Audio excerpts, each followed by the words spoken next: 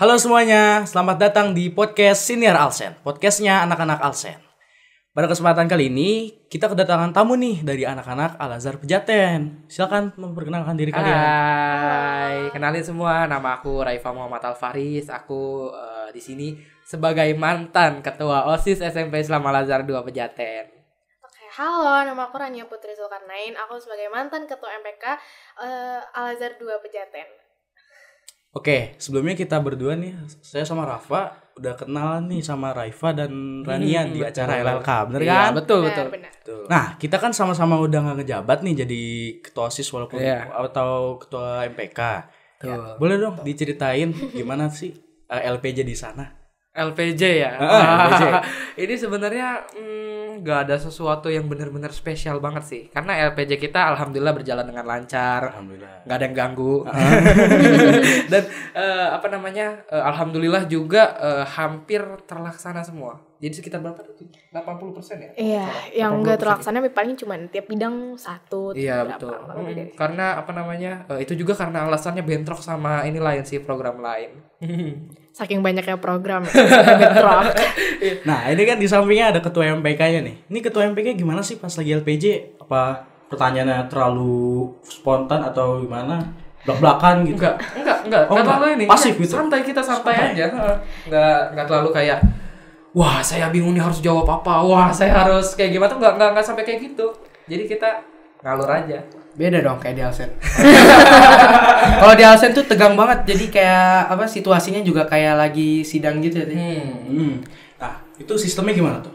Jadi sistemnya itu pertama-tama pembukaan dulu seperti biasalah, ada ketua sidang segala macam, pimpinan sidang seperti itu. Aku pimpinan sidangnya. Ya, dia kebetulan pimpinan sidangnya. Nah, lalu setiap korbit setiap bidang itu maju satu-satu tuh.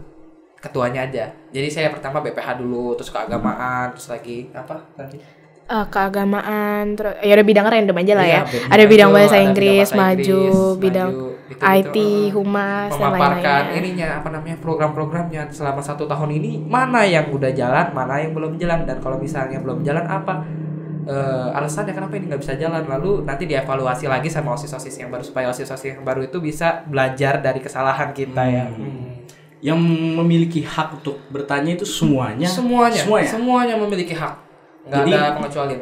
OSIS baru maupun lama dikumpulin di situ. Iya. Dikumpulin di situ. Guru-guru juga, guru-guru kepala sekolah kemungkinan Waktu itu Pak Tarno belum ini ya. Belum muncul. Enggak sempat. Guru-guru bidang kemuridan doang atau Enggak, semuanya. Wah, tegang banget. Sebenarnya enggak sih, Santai karena aja sih sebenarnya. kita nggak yang bikin pertanyaan kayak kok bidangnya ini nggak jalan, kenapa, alasannya apa. Kalau misalnya alasannya sepele paling ntar kayak ditanyain kayak misalnya kayak kok perkara ini doang nggak jalan gitu enggak. Kita nggak seini itu. Kita kayak udah kalau misalnya nggak jalan karena nggak ada waktu atau bentrok atau ya masa pribadi, ya udah kita kayak udah move on aja ke bidang berikutnya. Nggak terlalu kritis gitu ya. Iya, semuanya itu udah memaklumi kenapa program ini itu tidak terjalan. Karena emang tahun lalu kita masuknya agak sibuk ya. Iya, pengertian. Mungkin hampir sama ya, sama. Paling perbedaannya cuman kayak guru nggak semuanya datang, paling cuman kayak bidang kemuridan dari guru doang yang datang, dan semuanya memang benar-benar OSIS baru dan lama dikumpulkan di situ.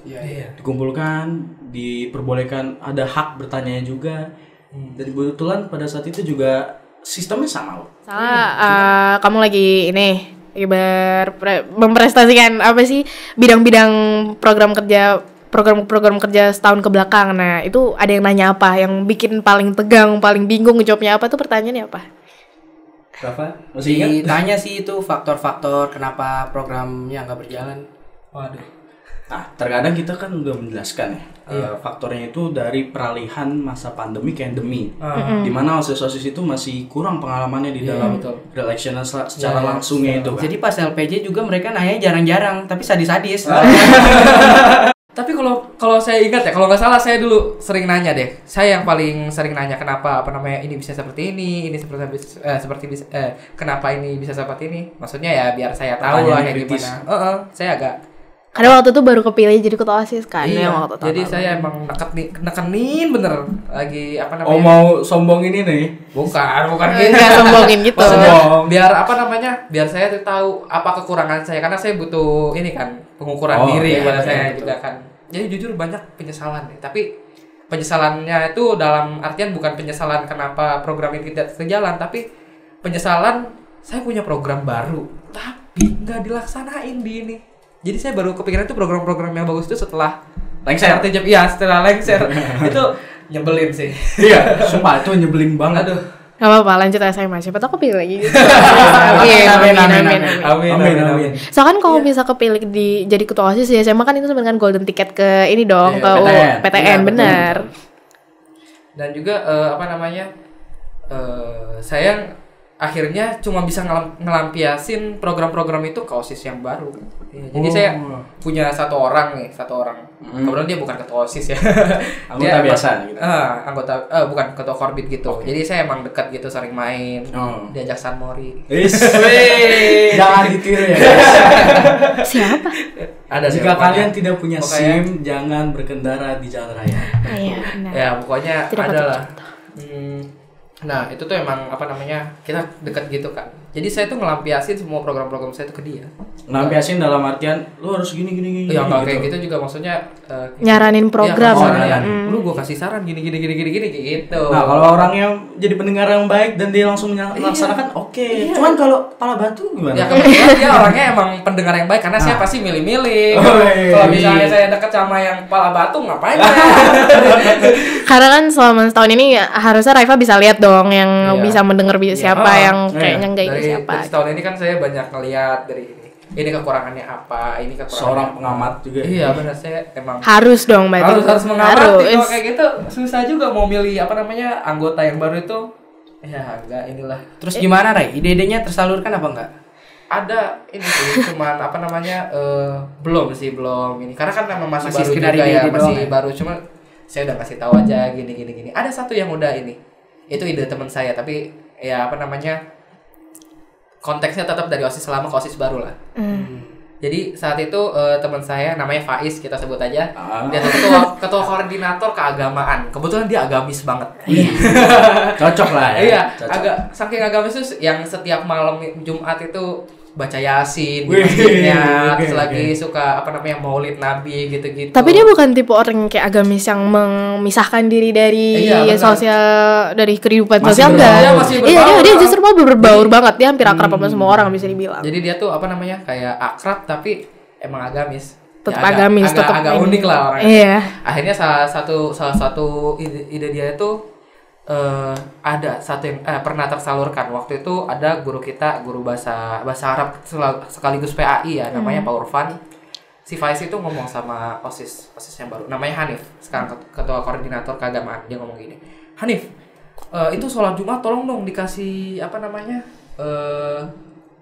sholat Jumat itu yang doa bersama. Iya, bukan doa bersama, yang setelah ruku itu kan ada Allahumma fi man hadza gitu. Nah, ya itu. Yeah. Nah, jadi itu akhirnya itu apa sih namanya? Kunut. Iya, kunut betul. Jadi subuh. Ada sholat Jumat juga kunut. Jadi saat itu akhirnya Pak Orfan dengar dari Hanif, akhirnya dilaksanakan kunut. Terus lagi ada juga pernah sholat mayit untuk teman-teman kita di Palestina. Kayak gitu. Nah, kalau di sekolah kita ini kan Alsen ada yang namanya Satgas Adapa. Fani sendiri ini kan Satgas kan, petugas Satgas. Jadi Satgas itu boleh kita kenalin ya. Iya, boleh. Satgas itu ada terbagi jadi 3 matra. Matra pertama itu kesehatan, yang kedua itu sholat berjamaah, Satgas sholat berjamaah. Yang ketiga itu kesehatan. Kesehatan betul. Kesehatan ya? Iya. Kesehatan, sholat berjamaah sama screening. Oh iya, screening. Jadi kalau screening itu di depan itu dia tugasnya membantu, ada Pak Jo sebagai tangse. Jadi setiap kedatangan murid itu kan absensi di depan lobi. Ya tadi yang di bawah situ. Itu ada buku, lobi, nanti ada tulisan kode-kode pelanggaran harus ditulis. Entah rambut gondrong, celana pensil. Pernah kena? Banyak kan. Kalian berdua pernah kena rambut gondrong ini gitu? Oh Pasti. pernah Pak. Karena kan manusia tidak ada yang sempurna ya. Iya baik. Jadi tugasnya Satgas ini dia ngebantuin buat si Pak Parjo ini buat apa? Apa ya bahasanya? Ulang. Buat ngebantu, Menindak. iya, mau ngebantu. Mengingatkan, lebih ke mengingatkan sih kita. Ya kan sebelumnya kepala sekolah kalian kan Pak Tarno pindah ke kita. Nah Pak Tarno tuh rencananya tuh nambahin itu juga dan Itu boleh tuh. Dan kebetulan sebelum Pak Tarno sebenarnya di zaman Pak Rujiman ya, sebenarnya itu udah ada. Tapi itu bukan sampai dibagi 3 bagian gitu. gitu enggak. Tapi tugasnya itu paling cuma nyatetin orang yang sholat duhanya pakai sepatu. Iya. Karena kan sholat duhanya nggak boleh pakai sepatu. Aku pernah kenal waktu itu. Dia pernah kena sama saya. Kalau kita juga ada yang matra yang kedua itu sholat berjamaah. Jadi itu ada Yang sendalnya nggak rapi ya? Sendalnya harus rapi tuh. Adabnya arah ke sana. Oh iya. Tapi bukan Satgas yang rapiin, jadi anak-anak itu. Cuma kalau memang anak-anaknya udah selesai semua, ya udah Satgas yang rapiin semua. Jadi yang bawa sepatu, nah pernah ada kejadian nih, sepatu ibu-ibu di bawah.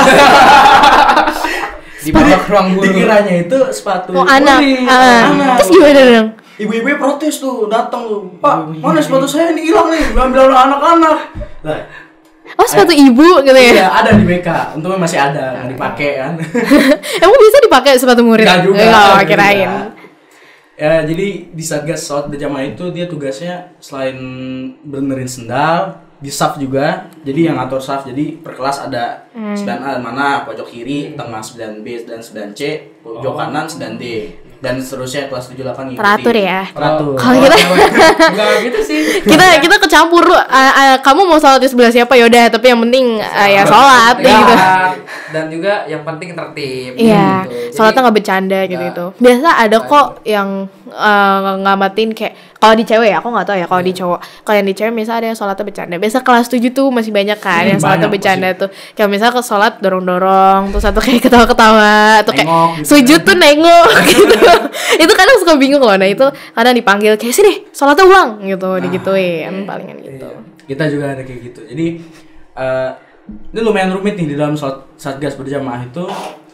Di bagian sendalnya ada, di bagian wudhu ada, di bagian saf ada, bagian penyisiran juga ada. Teratur banget kalau Teratur. gitu. Jadi di bagian penyisiran di sekolah itu ada 2 orang, cewek dan cowok.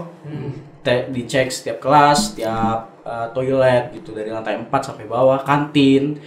Jadi bisa termobilisasi semuanya. Bisa diarahin semua. Jadi nggak ada tuh yang namanya telat-telat. Sekali mungkin ada topik terakhir nih, pertanyaan terakhir. Boleh tuh. Kalian ikut LLK kan? Iya, Pasti ikut. ikut. Kan kita kenal dari sana. Iya. Basa-basi doang. Iya, oke, baik. Udah berapa teman sih yang kalian punya di LLK itu? Kan itu perkumpulan Waduh. azan Indonesia tuh. Wah, banyak banget pasti itu kan. Coba boleh cek dulu kali ya. Iya, udah. Masa disebutin satu-satu namanya nggak mungkin dong. Mungkin perkiraan aja kayak sekitar 5 Orang orang. di LLK tuh ada kelompok kan. Itu pasti teman semua gak sih? Iya. Alhamdulillah Terus sih. teman sekamar. Iya. Teman sekamar gak mungkin satu sekolah kan. Iya. Apa namanya?